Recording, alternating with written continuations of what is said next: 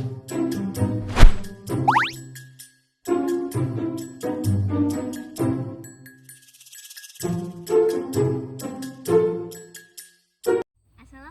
warahmatullahi wabarakatuh. Halo semuanya. Perkenalkan, nama saya Fiselmi dengan nomor induk mahasiswa 856268253 dari UPJJ Padang. Saya mendapatkan tugas dari Praktikum IPA ciri-ciri makhluk hidup.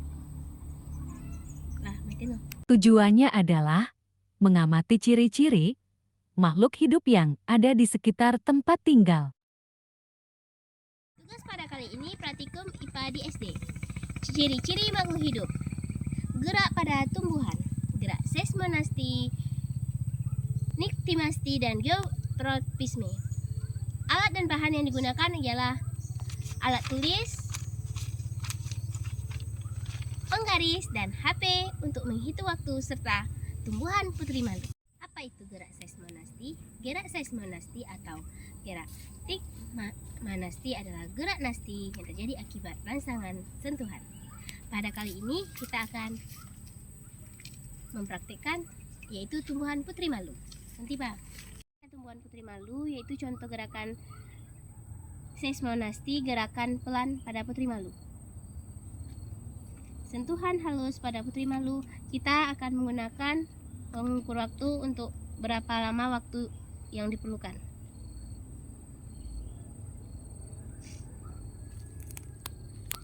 Sentuhan halus.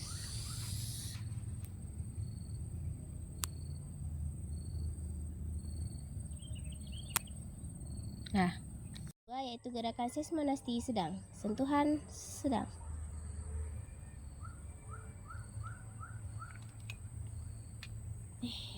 Gerakan yang ketiga, gerakan seismonasti sentuhan cepat. Kita memerlukan waktu lebih cepat untuk putri malu. Selanjutnya gerakan nistimati. Niktimasti adalah gerak nasti yang terjadi akibat gelap. Gerakan nistimati, alat yang bahan digunakan adalah 2 buah putri malu, yang kedua karton, dan yang ketiga label A dan B,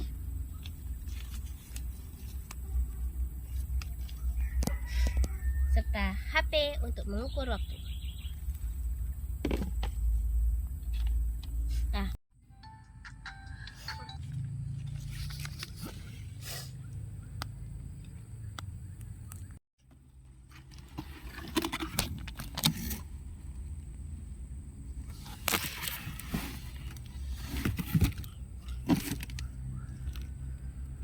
gerakan yang ketiga, gerakan tropisme.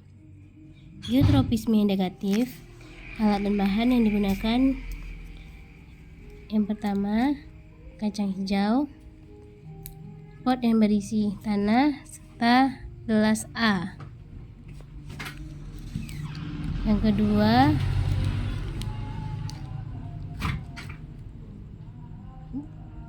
gelas B.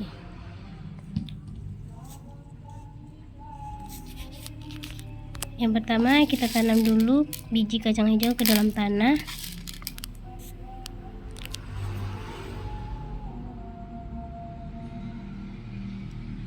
Setelah itu kita letakkan pot B secara horizontal, secara mendatar.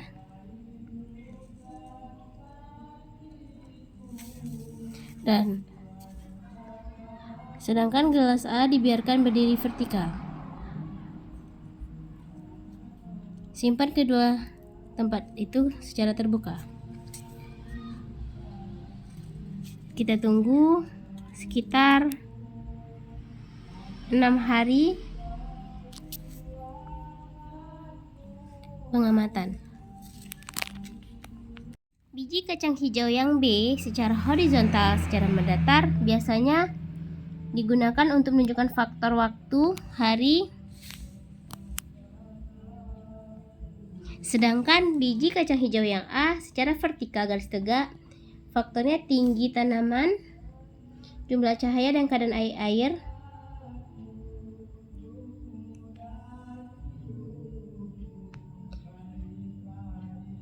variabel jarak tanaman antara benih ini menyebar yang secara horizontal, sedangkan variabel yang vertikal seperti identitas cahaya atau kadar air, di mana sumbu menunjukkan tingkat pengaruhnya pertumbuhan.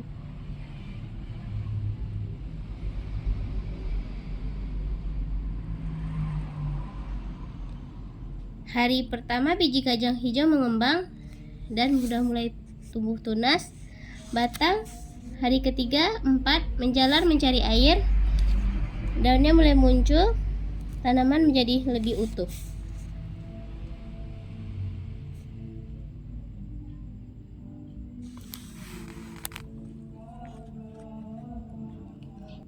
Kesimpulannya, berdasarkan hasil percobaan, pertumbuhan kacang hijau yang ditanam secara horizontal atau secara mendatar cenderung lebih baik dan lebih cepat dibandingkan yang ditanam secara vertikal.